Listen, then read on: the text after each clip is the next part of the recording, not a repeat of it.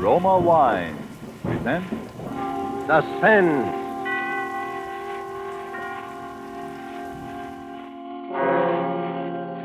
Roma Wine, made in California for enjoyment throughout the world. Salud. Your health, senor. Roma Wine toast the world. The wine for your table is Roma Wine, made in California for enjoyment throughout the world. This is the man in black, here for the Roma Wine Company of Fresno, California, to introduce this weekly half hour of Suspense. Tonight, Roma Wines bring you two of Hollywood's favorite screen stars, Miss Virginia Bruce and Mr. Alan Jocelyn, with the noted character actor George Zucco. Our suspense play, which is produced and directed by William Spear, presents a rather neat problem. That of a crime committed while no criminal was present. And so, with a locked room, and with the performance of Virginia Bruce as an exceedingly bright young lady named Iris Lane, of Alan Jocelyn as an exceedingly shy young man named Harold Mills, and of George Zucco as the exceedingly polished Dr. Woodhall, we again hope to keep you in suspense.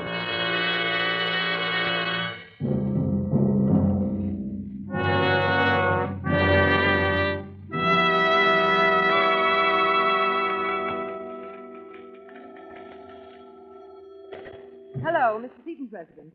Who's calling? No, Mr. Seaton is not in. No, there will not be any statement for the papers. Harold, will you get that? Hello, no, I can't tell you anything about it. Residence? No. No, there will be absolutely no statement. Here we go again. If you wish, only Hello, you're Mr. wasting Seaton's your residence. time. Look, I told Very you this well. morning there wouldn't be any statement for the Goodbye. newspapers. No, not tomorrow either. Dear. I'm sorry, I'm awfully busy right now. I said I was busy. Busy.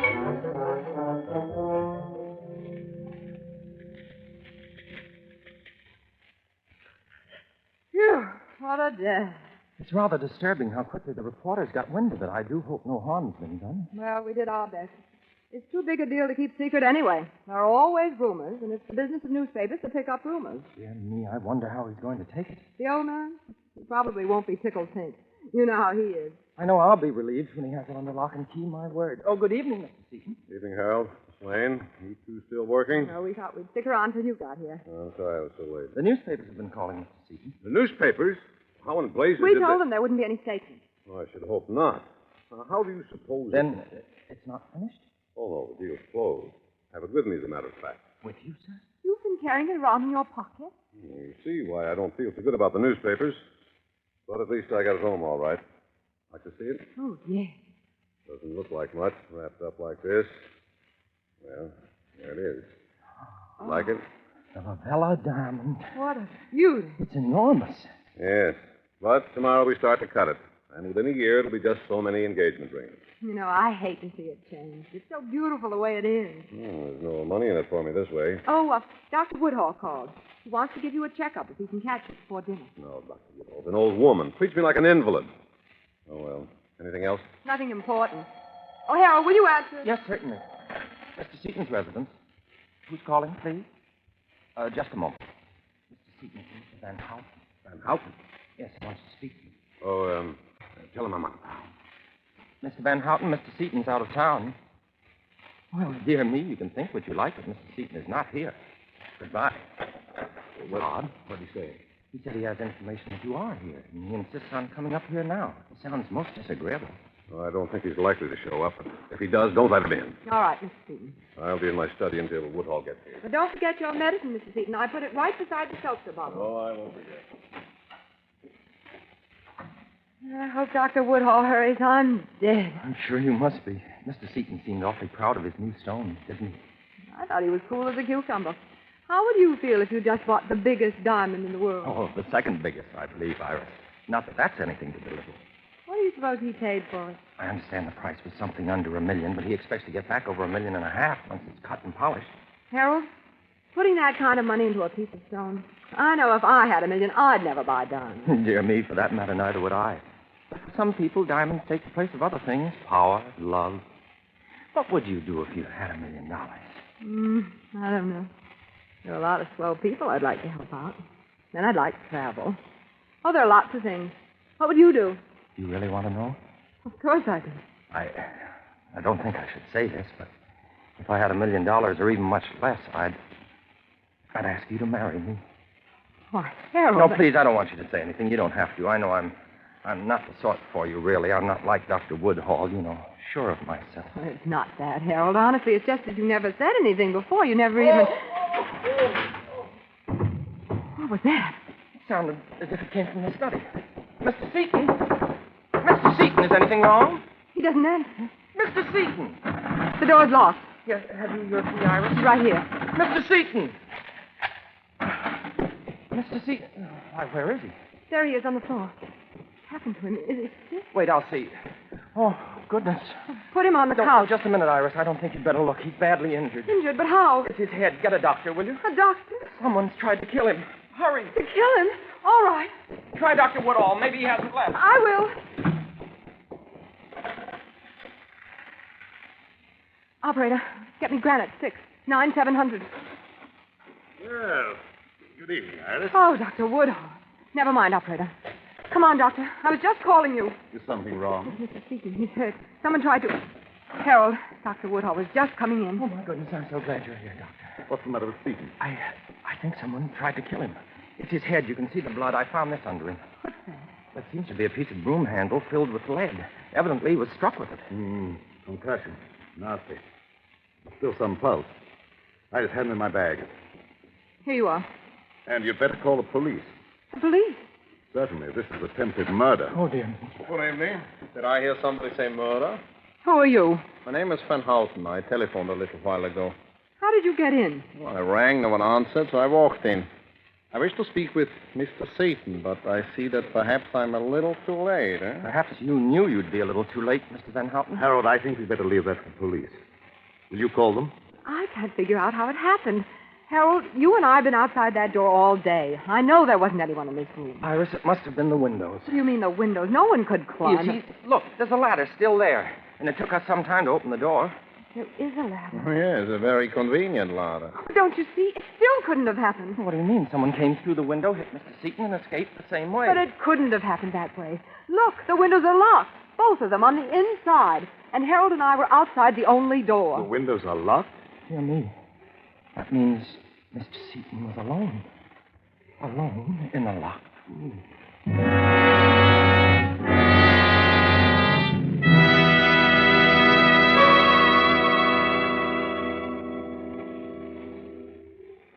Before we return to the scene of our suspense play, let me describe another scene that might even now be taking place in the handsome cafe of the Hotel Nacional de Cuba in Havana. An American visitor has remarked to his Cuban host what great enjoyment the gay Cuban music and the dancing gives him. Gracefully, the Cuban host returns the compliment, saying, "But your United States makes us a gift that brings great pleasure on many occasions. This superb wine from the choice wine districts of your California, this fine Roma wine.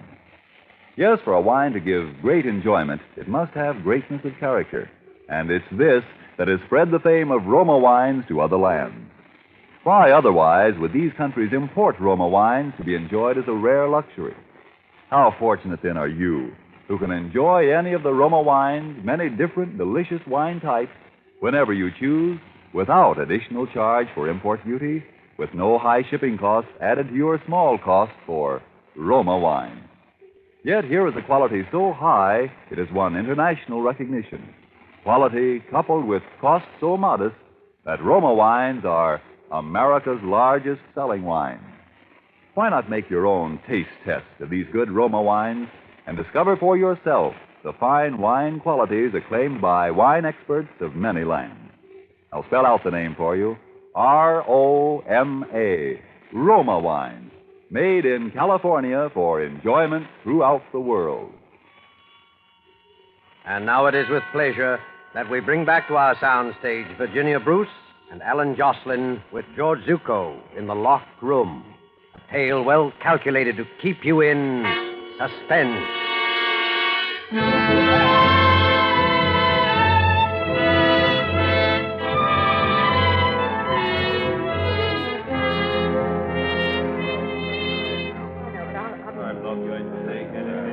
All right, folks. Are you all here?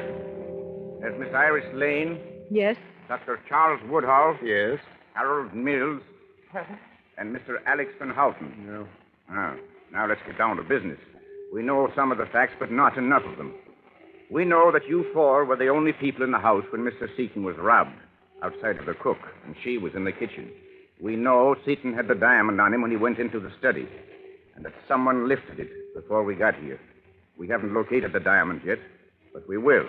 Now, this business of the windows being locked, somebody here knows who locked them. One of you hasn't come clean, or all of you. It's easy to see what you're thinking, Captain Hadley. As we tell it, it looks as though Harold and I did the job. But we didn't, that's all. That's all. The only door locked and watched before and after, windows locked before and after, no one hidden in the room before or after, and I don't believe in ghosts, so the thing's impossible. Now, which one of you locked those windows? Mr. Mills? Well, really, dear me, officer, why would I do the one thing to make it look as if Iris and I had committed this crime? Yes, Harold's got something there. If the windows hadn't been locked, you'd know someone from outside did it. Look, I'm trying to be patient with you people. But if Mr. Seaton doesn't die, which he hasn't yet, he'll tell us who did it. So I advise you to come clean now. Dr. Woodhull? Yes, officer? You and our friend, Mr. Van Houten here, were, as the young lady puts it, outside when it happened. Maybe you managed to lock the windows afterwards. How could he? He was too busy helping Mr. Seaton to get anywhere near the windows. And neither did Mr. Van Houten, I'd swear to that. Well, thank you, dear lady. I did not expect such a kindness. Pardon, Captain. Well, Barton? Nurse has to tell you that Seaton's come to. He's talking. Talking? Mm-hmm. Is he out of his head, or does he make sense? She says you can ask him some questions if you don't tax him too much. Well, now we'll get someplace. I think all of you had better come with me. Here's the captain, miss. We'll try not to upset him too much, Nurse. Captain, maybe being a suspect, I shouldn't say anything. But if you don't mind, I don't think it's safe to question him. Safe for who, Doctor? Nonsense, Woodhull. I want to tell what I can. Mr. Seaton, I know your condition. I don't think you should exert Shut up, yourself. Woodhull. Shut up. I was in the study. Just sat down at the desk. I was waiting for Dr. Woodhull. The chair facing the door into the office. I heard Harold and Iris talking outside. Both of them? Yes. Sound carries pretty well through the door. They were talking. Some nonsense about what they do if they had $1 million. You heard what we said? Then I think Harold was proposing or something. Oh, dear me, Mr. Seaton, I never realized that you... Well, I could. I was taking my medicine, and then I heard, I think, a footstep behind me. I set my glass down and started to get up. Did you turn around? Didn't have time. Something smashed down on my head, and that's all. Then you didn't know who it was? No. And I don't know how. What do you mean, how?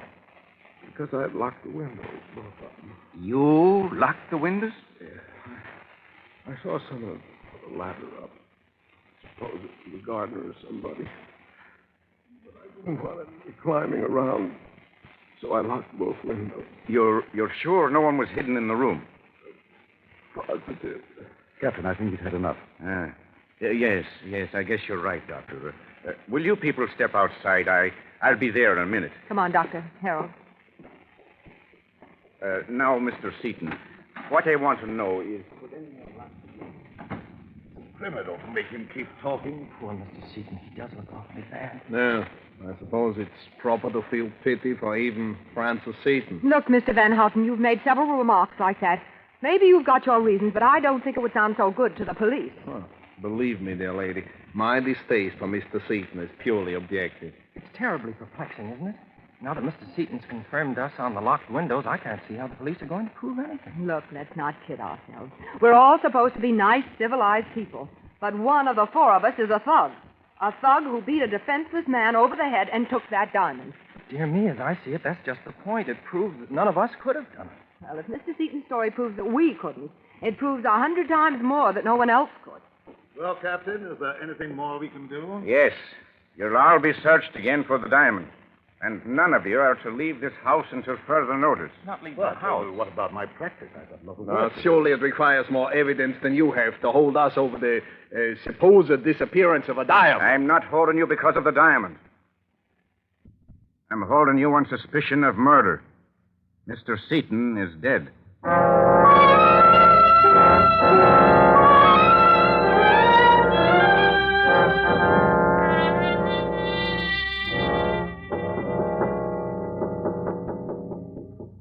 there? Can I come in, Iris? Oh, Dr. Woodhall, what do you want? I'll only be a minute. Well, all right. I hate to disturb you, but I'm really worried. You are? Iris, why don't you try to get out of here? Out of here? Why on earth should I? Don't you realize you're suspected of murder? You could hide somewhere until this has all been cleaned up. Are you crazy? Sure, I'm suspected, Doctor, but no more than you. How's it going to look if I suddenly disappear? Yes, I suppose you're right. If I could only keep you out of this. I'm so worried I don't think straight. You have a cigarette, Iris? Yes, look in that box on the table. Oh, watch out, there's a lamp cord. Oh, I'm sorry. That was clumsy of me. Oh, don't let it worry you. It's no heirloom. What's that? What? Iris, look. Where did you get that? The diamond. Where did you get it? That was on the floor. On the floor. Iris, didn't the police search in here? How did it get on the floor? I suppose it must have been in the lamp. Yes. See? This part lifts out. It must have been an oil lamp. Apparently. May I have it, please? The diamond? It was found here. What do you want to do with it? I want it. Iris, it's not safe. Sure, I know. Give it to me. Well. Thanks. Are you going to give it to Captain Hadley? Why? I don't think it would be wise. Not yet. You're not afraid of something, are you? Iris, suppose they didn't believe you. Suppose they think that you... Well, I'll think about it. Dr. Woodhall, will you do me a favor? Certainly, if I can. Well, would you meet me here in exactly 10 minutes? You are coming downstairs. Oh, sure, but I've got a couple of things to do. Huh? I won't be long. Well, perhaps I should wait. Oh, please, you don't have to do that. Well, all right, but be careful. Careful. I mean, don't let anyone know you have the diamond, because... No, I know. Yes, because whoever killed Seaton for it would kill me, too. I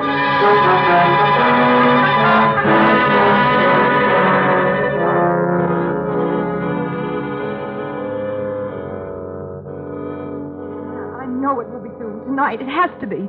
What? Yes, I'll do it as loud as I can, but don't slip because I'm counting on you and... Iris, are you ready? Oh, yes, Anne, darling, I'm sorry. I'm really stuck for a couple of days, but we'll make it soon. Sure, dinner and a show. All right, darling. Goodbye. I didn't mean to barge in. Oh, that's okay. Let's go downstairs. Where are the others? You mean Harold and Van Houten? I think I heard them when I came up. Yes, they're in the office. Listen. Come on, let's go in. It'll only be for a few days. Oh, we wondered if you were coming down, Iris. My, you startled me. We're not intruding. Intruding? It sounded like you were having a little argument. Oh, no, it wasn't that exactly. You see, we were talking about, well, dear me, I don't know why I shouldn't tell you, about an engagement ring. An engagement ring? Harold. I didn't want you to know I'm buying one from Mr. Van Houten. I don't have quite enough money, and I won't have for a few days. Mr. Van Houten sells rings. Well, I thought that was understood. It's my profession. I deal in diamonds in a small way. Diamonds? To the police? Is the word diamond so surprising, sir? Naturally, the police would have to know my business with Mr. Yes, Seaton. yes, I'm sure they would. It's only... You're hinting that my apparent dislike for the late Mr. Seaton, Doctor. Well, I hated him. He was a cheat and a fraud. I cheated me. Doesn't sound like Mr. Seaton. My dear young lady, there are 100 men in Amsterdam who would be glad to know that he suffered. But as you know, such dislike was not the motive for his murder. Well, really, now, there's no need to be huffy, Mr. Van Houten. Well. Dear me, we all know what the motive was. I guess it was motive enough for any one of us. Yes. Look, let's face it. One of us killed Seaton, that's true, but 3 of us didn't. And yet we're all suspected. I think if the 4 of us let down our hair, maybe we can figure this thing out. Iris, I don't... think that sounds very reasonable. If Iris needs advice or help... Maybe I do with that. I've found the diamond Dear me, found it. You Found it where? in my room. Dr. Woodhall accidentally knocked over a lamp. It was inside. And where is it now? I brought it with me. It's here in my purse. Then Iris, the police you do not know, huh? So here I am, stuck with this thing, and I don't know what to do about it. Oh, dear. Iris, I'm really ashamed. I don't know how to tell you. Ashamed of what? Well, I couldn't tell the police. At least I thought I shouldn't. You see, Mr. Seaton told me in confidence. But now that we've agreed to be frank and honest... What are you driving at? I don't know why Mr. Seaton was killed. Maybe none of us will ever know that. But it wasn't because of the diamond. I knew that all along. You see, that isn't the real diamond at all. What? Preposterous. You expect us to believe that? Miss Lane, let me see that diamond, please. Sure, you're the expert in the crowd. Take a look. But I'll hold on to it, though. I don't care what Mr. Van Houten says. Mr. Seaton told me it was a replica he brought home. I don't know why. This is ridiculous. Why would anyone want to plant a false diamond in Iris's room? What about it, Mr. Van Houten? It's incredible. What? Well, even without my glass, I can see that this is false. There are no planes of cleavage. A very shoddy piece of work. Phony? I don't get it. Why was he killed then? Well, you see how I've been racking my brains. Here, Mr. Van Houten, maybe we'd better put it in the safe. I might as well keep it. You'll have to give it to the captain anyway. Yes, I suppose we'd better tell him. Dear me, he'll be terribly distressed, I'm afraid. No, I hate to admit it, but this is beginning to get me down, Harold. I feel jumpy and sort of sick. Oh, it's probably my fault. I should have told you. Not just about the diamond. Everything. The locked windows. The way he looked before he died. Iris, do you feel bad? You look as if you I'm might... sorry. I hate to be so silly. I do feel sort of shaky. Maybe if I lie down. Would you help me into the study? Here, Iris, let me open the door, please, Doctor. On the couch, Iris? Yes, please. I'll lie down right here. Oh, Dr. Woodhall, do you have something that I could take for this headache? I feel really sick. Why, yes, if you think you need it. Is there a glass? I have something here. Well, here's a glass, Doctor. This is a mild sedative, Iris. Now a little water? Here, Doctor, here's the seltzer bottle. Oh, that'll do it. Now drink this down, Iris. Set it right there. I'll drink it. I just want to close my eyes for a minute.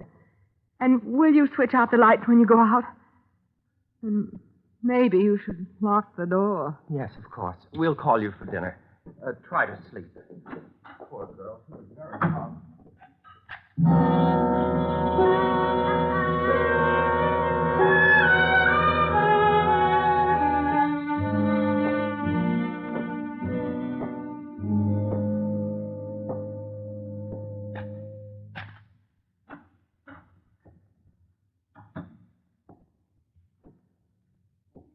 Who is it? Oh, so you are awake, eh? Van Houten. Where's the diamond? Diamond. Give it to me. Well, But you said it was false. we are not so easily fooled. We know what goes on. We? Who do you mean? Never mind. Give me the diamond. And if I don't? You know what will happen if you don't. Hey, who's there? What are you doing? Oh, Van Houten, what is it? What's happened? Who is it? Turn on the lights. Harold. Well, I seem to have arrived just in time. Harold, you hit him. No, he's only knocked out. How are you feeling? Why, much better. Oh, you didn't take your medicine. No, I didn't. Oh, dear me. I was afraid you were too smart for that. Iris, I think you and I should have a serious talk. You don't mind if I lock the door? Oh, would it make any difference if Very I did? little, I admit. Now, Iris, just how much do you know? About what? Oh, come. There's no need for you to be reticent. I shall have to kill you in any case. Oh, but you can't do that. And who will stop me? Dr. Woodhall? No, Iris. He'll be very busy for a little while. The cook has become quite ill. You poisoned her. No, it's nothing much. She'll recover. Tell me just how much do you know? I know about the seltzer bottle. That's how you knocked out Seaton. Oh, that's very good. You're so clever. Dear me, if I had more time, I'd be inclined not to kill you, but it's late, and I sailed with the diamond at midnight. I'm signed on as a steward on a freighter bound for Argentina. So you see, it's really time that makes this unpleasantness necessary. You know, Harold, they'll find me before midnight. Ah, but they will find with you Mr. Van Houten. Poor Van Houten. He'll be very confused. You know, I actually persuaded him that you and Dr. Woodhall were the culprits. That's why he came here to get the diamond. And now you're going to frame him with my murder. You're a pretty smart boy, aren't you? Oh, Harold? thank you, my dear. They'll probably suspect me, too, after they find out I've gone. Tell me, how did you guess about the seltzer bottle? The condemned woman ate a hearty breakfast. Okay, I'll talk. Well, I knew it must have been the seltzer bottle when I realized it was one of those kind you fill yourself with a capsule to make the bubbles. But what did you put in it? A concoction known as a Mickey Finn. But it felt so much like a blow on the head that even Seaton confirmed my little story. I knew whoever did it would try the same thing on me to get the diamond. You were the one who got me the seltzer for my medicine tonight. I suppose you saw it coming. Your little trap? Yes, I'm afraid I did. Dear me, we're just too smart for each other, aren't we? And you hit Seaton over the head when I was phoning for a doctor, just to make it look good, right? Yes, of course.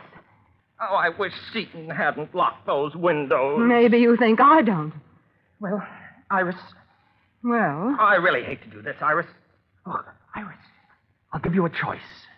choice of what? I have here a fairly efficient gun, but it's noisy and it's messy, too. I don't like to use it. But if I have to... What else? Or you could drink what I put for you in the glass from the seltzer bottle. It would be much easier for you. It's practically tasteless. After you drink it, you won't mind what else is necessary. What? I suppose... Yes, that's right. Pick it up. Now, drink it. Quickly. All right. Here goes.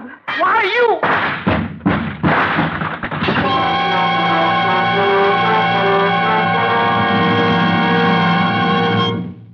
Nice timing, Captain Hadley.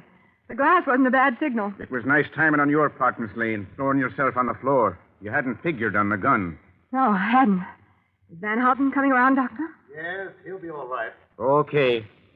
Come along, Harold. Oh, this is such a shame. Iris, before I go, I'd like to tell you how sorry I am. Sorry? Yes, about that proposal. Even if it was an alibi, I almost meant it. Dear me, it looks now as though I shall never marry. Yes. Dear me. It certainly does.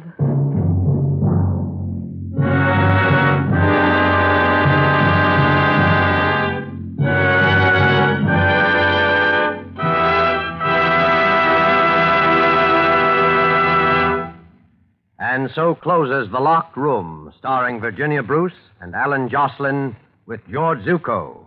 Tonight's tale of Suspense. Mr. Jocelyn appeared by courtesy of 20th Century Fox.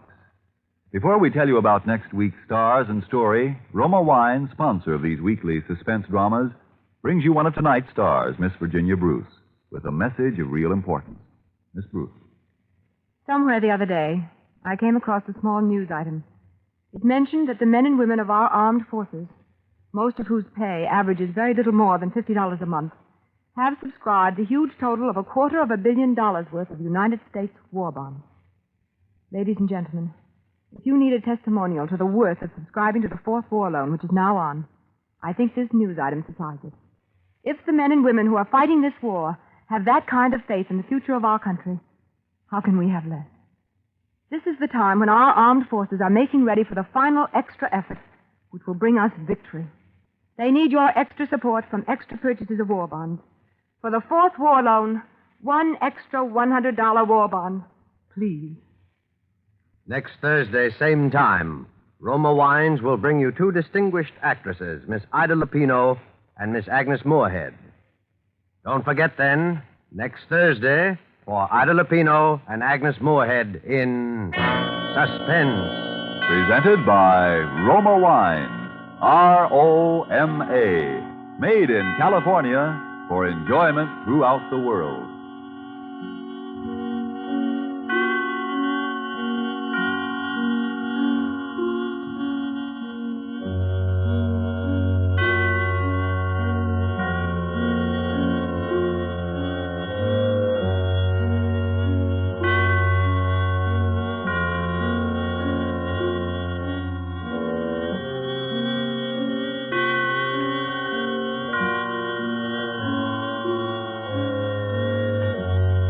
This is the Columbia Broadcasting System.